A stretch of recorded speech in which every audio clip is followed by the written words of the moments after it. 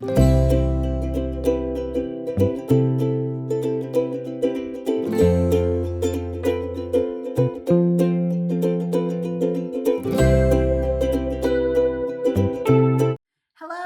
my name is Anne and this is Toby, and welcome to a Tobyknits Flosstube episode 98.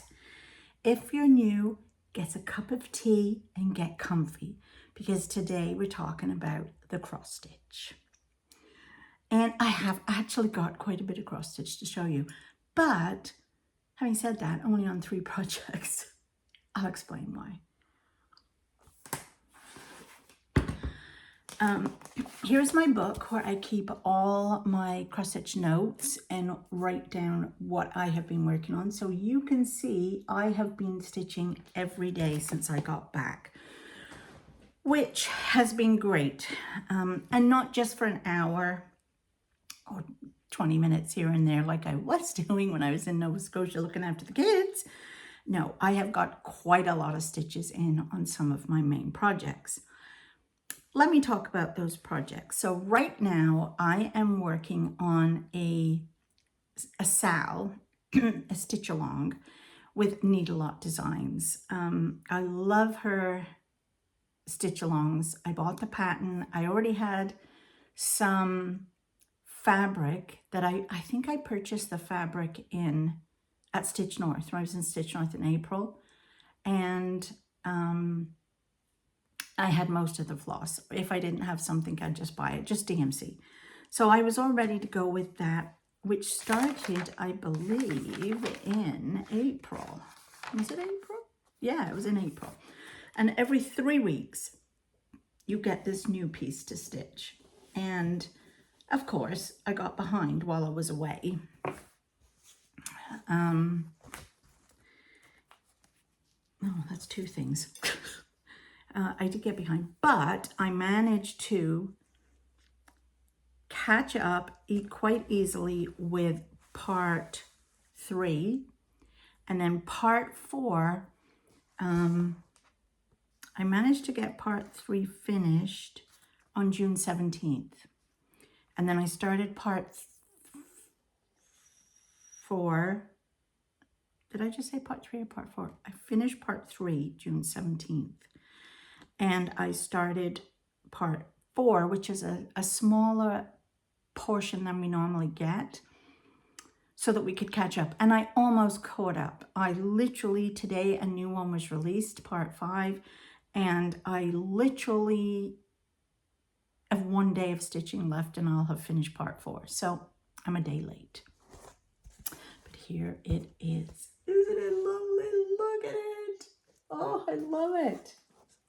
So I managed to get all of this finished. This is what I was working on. Actually, it only went to there on June 17th, this whole beautiful cottage. I ended up, for some reason, with an extra stitch all the way to, I don't know why. Some of them I made like half a stitch, but I fudged it. I had to fudge it, but you couldn't tell from looking at it that I'd fudged it. But I loved it. It was a lot of fun to work on this, actually. It really was. And then I started this, and this has taken me, this here and these flowers had taken me 4 days so far. So all I have to do is the rest of the flowers that go here, and this is finished. And I actually worked on all those flowers last night, and that would have been 207 stitches. And I think there's 209 stitches left. So I'll easy get this finished tonight, and then we get to start on here somewhere. I believe it's a chicken. It's a chicken. But this is life at the cottage. So there you go. Isn't it lovely though? I love her colors and her the way she does her sort of shading without backstitch. Like, I love it. I mean, for example, I just love this bunny's eyes. Are they not the cutest? And look at the little bee. Oh, anyway, I love it. So yeah, I'm very happy with how that's going. So I'm going to finish this tonight, and then tomorrow I will start, because this is my Monday to Friday stitch. That's what I'm working on with that. It's the Monday to Friday. As soon as I'm caught up with it, because like I said, I have 3 weeks to do the next section. Section 5. I already went into this morning and if anybody ever wants any help with this, let me know and I'll show you what I do on the next one. And how I load it into my markup. So I put it into markup, and then once I've loaded it, she gives you so many pages. I don't need all those pages. So I just select a page that has the main piece in it. And then I go in and erase all the other stitches I've done before. And it's really easy. It doesn't take long. I just use my finger and kind of do that and erase. And I can show you how I do that. And erase all the previous ones, because otherwise if you look at it, it looks like you have 1,700 stitches or something, when in actual fact you have 900, because all the others were from the previous. Like these, for example. These flowers here are going to show up. Most of these flowers are showing up above the page where this chicken is. Well, I don't need all that. I've done it. So I literally just erase it all. And then it tells me how many I've got left, which in this case was 902 or something. And if I do 200 a day or an evening, that will take me 5 days. So I should not have a struggle with that. Now I'm home and I don't have to worry about kids. I should not have a struggle getting that finished by 1, 2, 3, 4 next Thursday or Friday. So then I've got 2 weeks where I can pull out another old project and work on that for the Monday to Friday. So that's my Monday to Friday. Saturday, Sunday, I started it. Who knew I was going to do this?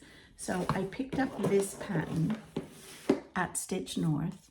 It's a Diana Bloom, and it was the Stitch North 2026 pattern, which I loved because I love birds. I love jays. And of course, it's got the Trillium for Ontario. I since found out the crocus is, I think it's Manitoba's flower, and I believe she's from there. It's got the beaver, the moose, the mountains, the geese. I don't know what that is. If anybody knows what that is, please let me know. And the Stitch North emblem and some love. Anyway, I just fell in love with this, but I did not like the color it was on. So, of course, me being me, I purchased some fabric while I was there. I got this Moody Blue because I wanted my bird on a blue sky. So this is too big, this fat piece of fabric, but I couldn't be bothered to cut it down. I was so anxious to start it. I'll probably cut it down now and do the bottom hem, or I might just leave it till I'm finished. It's not getting in the way. And then I can... So there's what I've got done. Oh, this is the Trillium. And I was surprised. I'm not sure if it's the photography, or the fact that I think she used Roxy Floss Co. and I'm using DMC, but mine appear darker, only slightly darker. But again, I think that's fine on this blue fabric, because if you look at hers, it definitely looks lighter. But then is it just because the camera is far away from the... Bring that back. Oh yeah, maybe that looks lighter back there, right? But anyway, there's the start. And that was 2 days work. That was Saturday night and Sunday night stitching, which I think I got in... I didn't write down what I did it, how many stitches I did. But I am very pleased with that. So this is the Saturday, Sunday stitch. Then I'm still kind of working, even though the football season's finished, on my Peter Rabbit sampler. And the plan was going to be, originally I was going to make that the Saturday stitch, but then no, the Canadian J came into it. The Canada J became the weekend stitch, the Saturday, Sunday stitch. So this became the soccer stitch for when the World Cup is on. But I haven't been doing it for every single game, because there's so many of them. And sometimes I just want to sit and knit. So I only got one game in, but I did manage to get all the yellow done on her there. I think I might work on her this afternoon. Canada play at 3. So I might work on her and see how much I can get done during the Canada game. So those are really all I'm working on. I would love to get this finished because this will be, even though it's for Tristan, it's going to live in my house till he's 18. Because I love Peter Rabbit. And then I get to start on the summer one, which I think will be fun. So I do want to get this finished. So I think it's a good opportunity to stitch during the World Cup on this. When I'm in the mood, basically. So, the only thing I have left to tell you is, as you know, this is the last video for 2 weeks. I am going through the summer for my knitting on Mondays and my cross stitch on Wednesdays. I'm going to every 2 weeks, but I'll stagger them. So if you miss me that much, you do get to see me once a week. But it's not such a hard schedule for me, and I can take it easy between knitting or cross stitching. So this one, I will be back again in 2 weeks for this one. But as I said, Monday will be a knitting one. And then I was really hoping that I would have had the historical sampler envelope to show you today. They are graciously sending it to me for the new Sal. Oh, I love Sal so much. But the problem is I have such a hard time keeping up with them. I still haven't finished the spring one. Oh my gosh.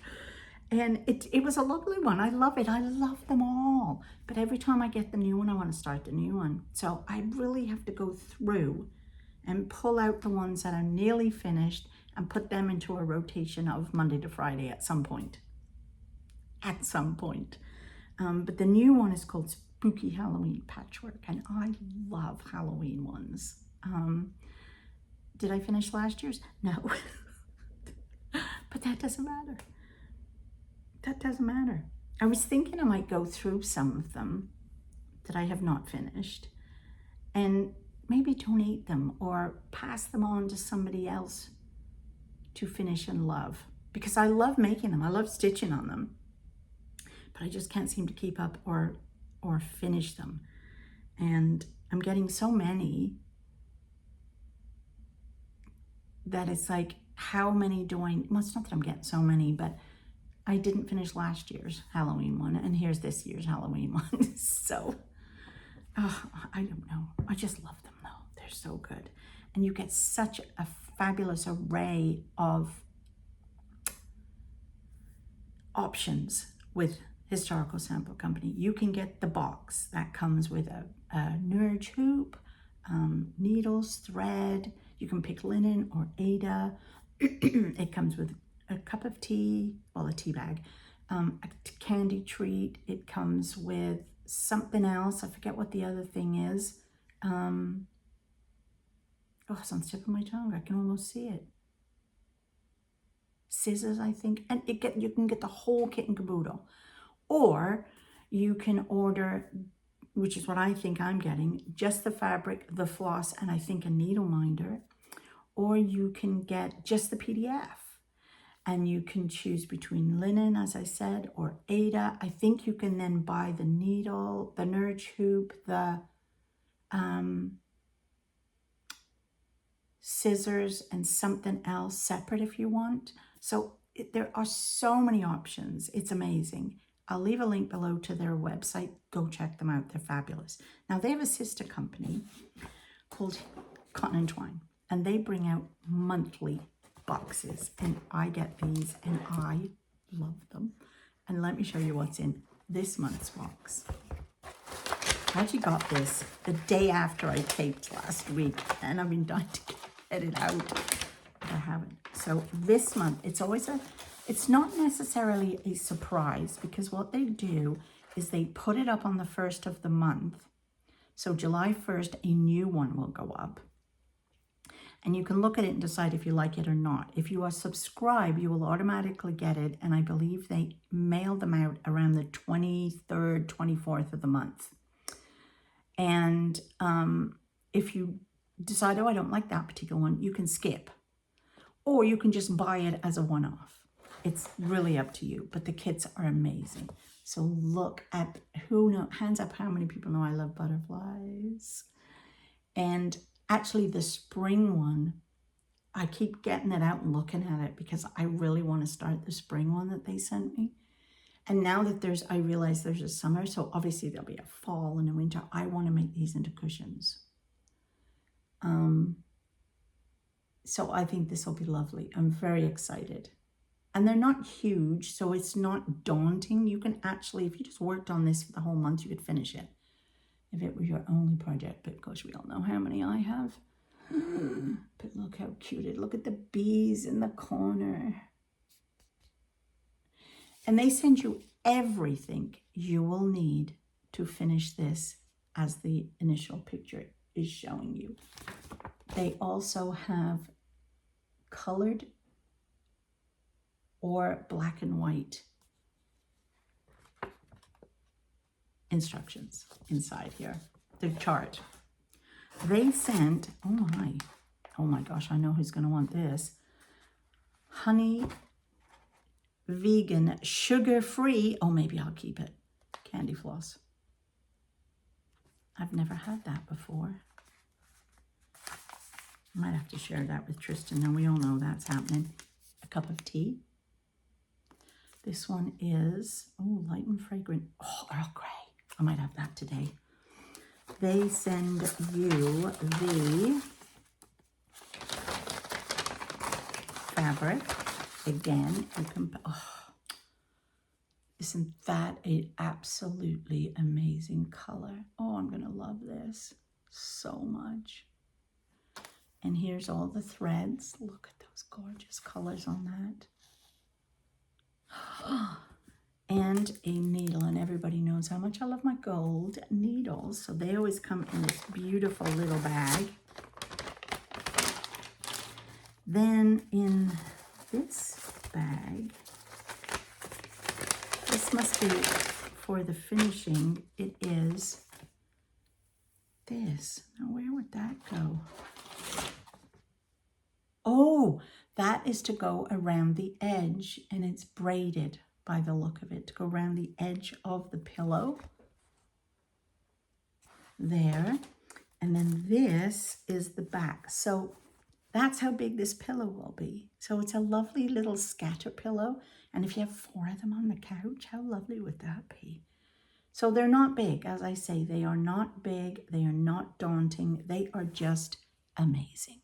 And there's also, and here's my favorite thing, a needle minder.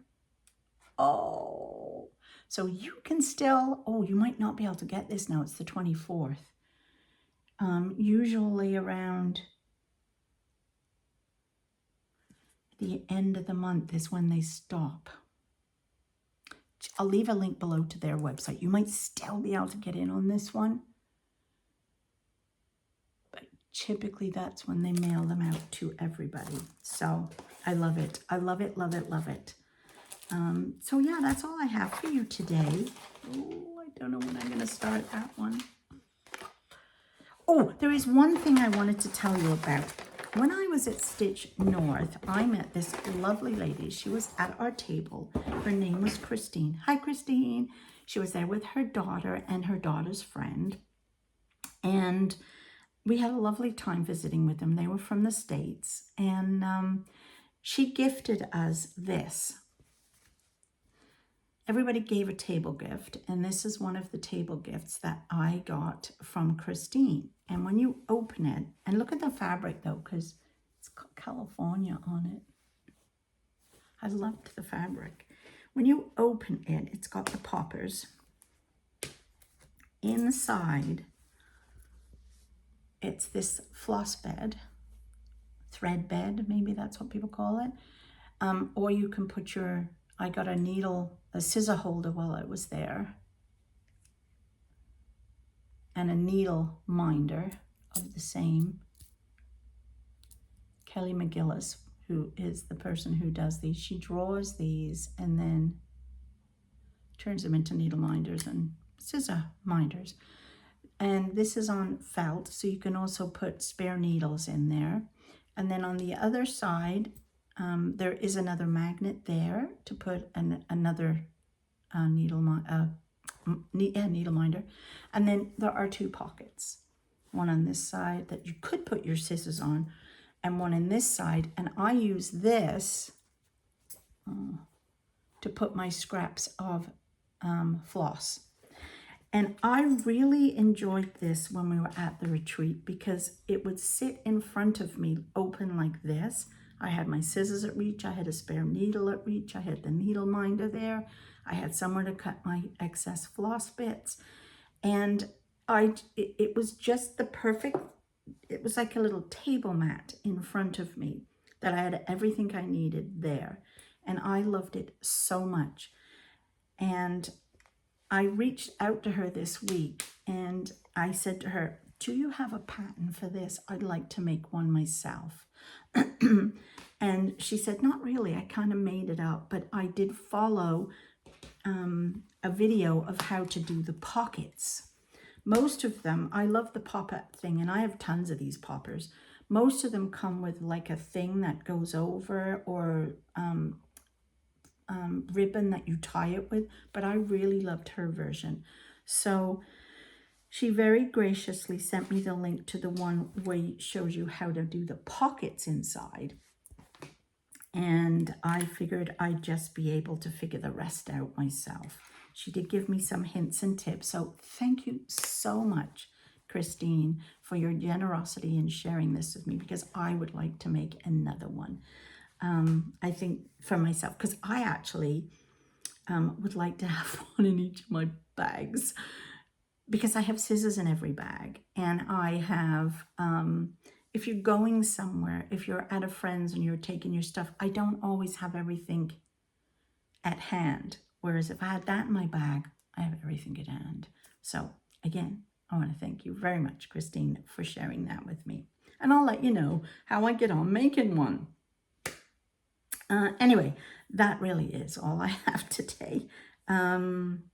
Yeah, I will be back in 2 weeks with some more cross stitch, but I will be here on Monday with some knitting, if that interests you. If not, have a great 2 weeks. I'll see you soon. Bye.